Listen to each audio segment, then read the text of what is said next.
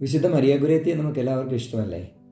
ആ കൊച്ചു വിശുദ്ധ ഇറ്റലിയിലെ അങ്കോണിയിലെ കൊച്ചു ഗ്രാമത്തിൽ 1890 ഒക്ടോബർ 16 ജനിച്ചത്. അവൾ വളർന്നത് നെത്തൂണ എന്ന് വിളിക്കപ്പെടുന്ന ഒരു ഗ്രാമത്തിലാണ്. വളരെ പാവപ്പെട്ട ഒരു കുടുംബമായിരുന്നു. നമുക്ക് നെത്തൂണയിലേക്കൊന്ന് പോകാം. ഞങ്ങൾ റോമിൽ നിന്ന് നെത്തൂണയിലേക്ക് ട്രെയിൻ മാർഗമാണ് പോയത്. വളരെ ചെറുപ്പത്തിലെ വിശുദ്ധി അഭ്യസിച്ചിരുന്ന ഈ കൊച്ചു വിശുദ്ധ തൻ്റെ ചാരിത്ര വിശുദ്ധിക്ക് വേണ്ടിയിട്ട് ആണ് സ്വന്തം ജീവൻ കൊടുത്തത്. രക്തസാക്ഷിണിയായി മരിക്കുന്ന സമയത്ത് തൻ്റെ ഘാതകനോട് അവൾ ക്ഷമിച്ചു എന്നത് ലോകത്തിന് വലിയൊരു മാതൃകയാണ്. നമ്മളിപ്പോൾ കാണുന്നത് മരിയ ഗുരേത്തിയുടെ ഭവനമാണ്.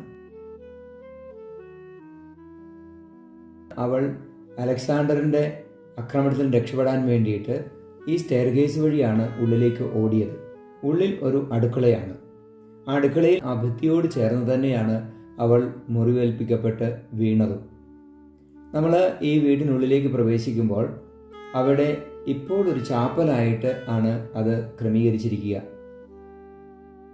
ഞങ്ങൾ ചെല്ലുമ്പോൾ ധാരാളം കുട്ടികൾക്ക് ഒരു സിസ്റ്റർ ക്ലാസ് എടുക്കുകയായിരുന്നു. ഇടതുവശത്ത് കാണുന്നത് ആ അടുക്കളയുടെ ചിമ്മിനിയാണ് കേട്ടോ. സ്റ്റെയർകേസ് കയറി വന്ന് വാതിൽ തുറക്കുന്നിടത്ത് തന്നെ ഇപ്പോൾ നമ്മൾ കാണുന്ന സ്ഥലത്ത് മരിയ ഗുരേത്തി കുത്തേറ്റ് വീഴുകയായിരുന്നു. അവിടെ നിന്ന് അവളെ നെത്തൂണയിൽ തന്നെയുള്ള ഒരു ആസ്പത്രിയിലേക്ക് പെട്ടെന്ന് കൊണ്ടുപോയി.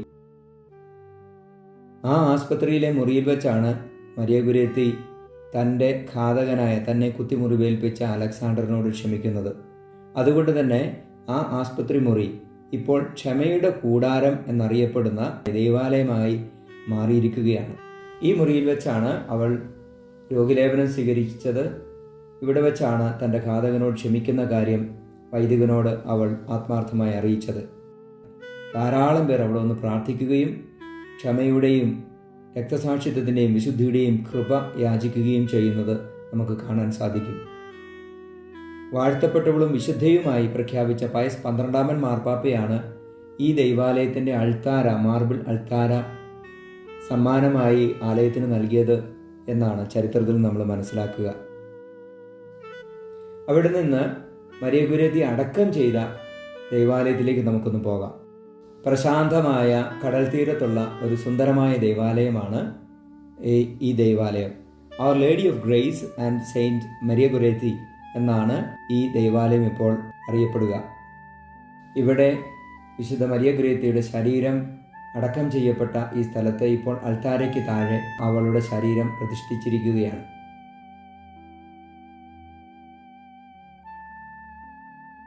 അവിടെ ചെന്നപ്പോൾ വിശുദ്ധ മരിയ ഗുരേത്തിയുടെ മധ്യസ്ഥം പ്രാർത്ഥിക്കുന്നതിനും അവളുടെ വിശുദ്ധിയുടെ പകർപ്പ് സ്വീകരിക്കുന്നതിനും വേണ്ടി ധാരാളം കുഞ്ഞുങ്ങൾ വന്ന് പ്രാർത്ഥിക്കുന്നത് കാണാൻ ഈശോ ഇടവരുത്തി.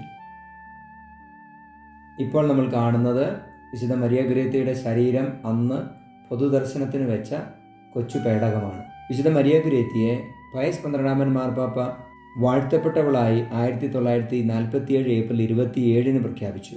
പിന്നീട് 1950 ജൂൺ 24 അവളെ വിശുദ്ധയായി പ്രഖ്യാപിക്കുകയും ചെയ്തു.